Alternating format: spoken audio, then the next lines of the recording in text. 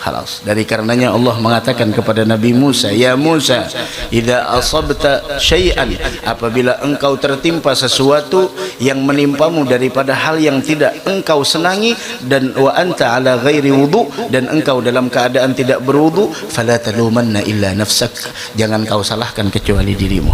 Hadza wudu adalah benteng kita. Wudu adalah benteng kita, begitu.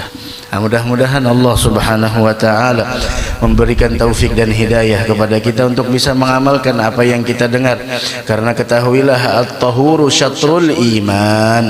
Karena wudu itu adalah bersuci, itu adalah bagian daripada iman.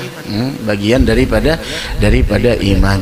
Mudah-mudahan Allah Subhanahu wa taala memberikan taufik dan hidayah kepada kita sehingga kita bisa melaksanakan apa yang kita dengar insyaallah. Amin ya rabbal alamin. Begitu juga bahwasanya diriwayatkan inna malakal maut idza qabadal abda wa huwa mutawaddi'un katabaha lahu syahadah, sebagaimana yang disebutkan di dalam kitab Al-Barakah fi fadli sa'i wal harakah.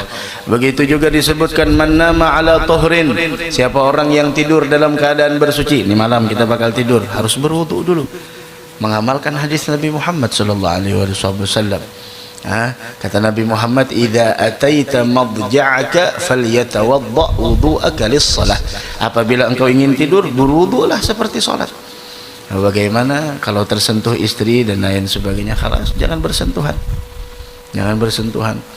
apalagi sudah tuhaan juga, apalagi lain pada anak sahibul bait hanya masih bulan madu ya, kayak ada jadi masalah bersentuhan kada jadi masalah di sana. Yang penting sebelum tidur wudu dulu. Man nama ala tuhrin, siapa orang yang tidur dalam keadaan bersuci, bata ma'ahu malakul maut, maka dia di malam itu ditemani oleh malakul maut. Yahfadhuhu min kulli afah, yang mana malakul maut menjaganya dari berbagai macam mara bahaya, dijaga orang tersebut. Dari karenanya hendak tulak kemana, apalagi sahibul bait ini kadang di luar kota, kadang di luar mana, kadang di alam gaib, kadang di alam mana, berwudu gitu. Kita kada ada yang menginginkan, mungkin di perjalanan hasal kada, kita kada tahu, yang penting berwudu. Ulun rajin lawan bubuhannya, supir dan lain sebagainya, sebelum berangkat ayo wudu dulu. Wudu kemana aja, wudu, bismillah, dawim alal wudu. Insyaallah rezekinya dimudahkan oleh Allah Subhanahu wa taala, diberikan keberkahan. Begitu. Wudu, karena kita kada tahu, kita sudah katapi banyak amal, katapi banyak ibadah, paling kada kita meninggal dalam keadaan wudu. Kutibat ilahu syahadah, dicatat dia wafat seperti orang yang syahid. Begitu, masya Allah. La ilaha illallah.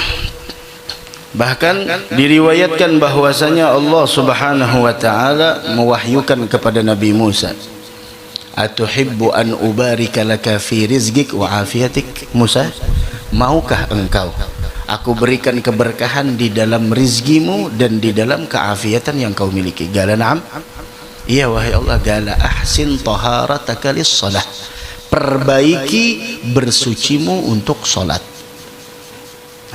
Engkau bakal diberikan keberkahan di dalam rizkimu, di dalam keafiatan yang ada di dalam dirimu.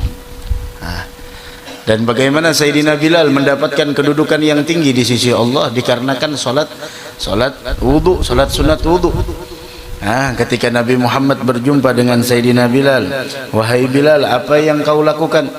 Kayak saya sudah mendengar suara sandalmu di dalam surga. Beruntung Sayyidina Bilal, orangnya ada di dunia tapi suara sandalnya sudah ada di dalam surga.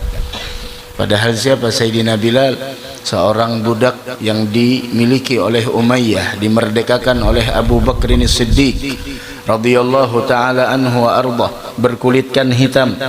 Akan tetapi semua itu bagaimana di sana bukan tolak ukur kemuliaan di sisi Allah, sehingga Nabi Muhammad mengatakan, apa yang kau lakukan wahai Bilal? Saya sudah mendengar suara sandalmu di dalam surga. Apa kata Sayyidina Bilal? Ya Rasulullah, tidaklah saya berhadas melainkan saya berwudu dan saya salat 2 rakaat. Salat 2 rakaat. Itu yang menjadikan Sayyidina Bilal mendapatkan kemuliaan di sisi Allah Subhanahu wa taala. Wa hakadha. Dari karena itu hendaknya bagi orang mukmin untuk menjaga wudu, jangan sampai disepelekan. Kemudian la yaqbalullahu salata ahadikum idza ahdath hatta yatawadda. Salat tidak diterima apabila dia berhadas sampai dia berwudu, dan berwudunya harus pakai ilmu. Jangan kada pakai ilmu. Dari karenanya kita belajar. Orang yang sholat tapi dia dalam keadaan muhdits, dalam keadaan tidak berwudu, itu disiksa oleh Allah. Sebagaimana Abdullah bin Mas'ud meriwayatkan bagaimana Rasul sallallahu alaihi wasallam menyebutkan bahwasanya umira bi 'abdin min ibadillahi ayyudraba fi qabrihi mi'ata jaldah. Allah memerintahkan untuk mencambuk hambanya di dalam kuburnya 100 kali cambukan. Sampai dia meminta untuk diringankan sampai dengan 1 kali cambukan. Akan tetapi 1 kali cambukan membuat kuburnya itu dipenuhi dengan api. Kemudian setelah selesai dia bertanya, alama jalattumuni, apa dosa saya sampai saya disiksa semacam ini? Maka mereka mengatakan, innaka shallaita salatan bighairi tahur. Engkau salat tidak berwudu. Barangkali orangnya berwudu tapi tidak sah wudunya. Kenapa? Tidak nuntut ilmu. Maka dari karenanya tidak ada dosa yang paling besar melebihi daripada ketika seseorang hamba berjumpa dengan Allah membawa kebodohan keluarganya urusan agama. Ada dosa paling besar ba'da syirik billah, setelah kesyirikan kepada Allah. Wa mararta bimadlumin falam tansurhu. Dan akibat yang kedua, engkau melewati orang yang teraniaya namun engkau tidak menolongnya. Dari karena itu kita belajar bagaimana wudu. Harus tahu dulu al-wudu.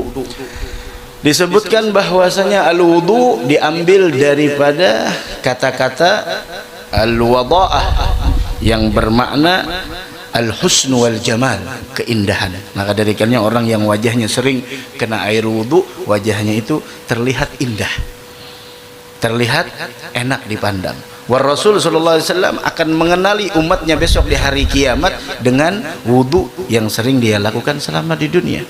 Ketika para sahabat bertanya kepada Nabi Muhammad, ya Rasulullah, ata'rifuni yaumal qiyamah? Wahai Rasul, apakah engkau mengenali kami di hari kiamat? Karena mereka sadar hari kiamat bukan hanya di sana berkumpul umatnya Nabi Muhammad, akan tetapi berkumpul dari umat Nabi Adam sampai umat Nabi Muhammad. Apakah engkau mengenali kami besok nantinya di hari kiamat? Kemudian kata Nabi Muhammad, na'am, umatku ghurran muhajjalina min atharil wudu. Umatku nantinya bercahaya wajah, tangan dan kakinya karena bekas wudu yang dia lakukan. Ada bercahaya karena bekas wudu yang dia lakukan.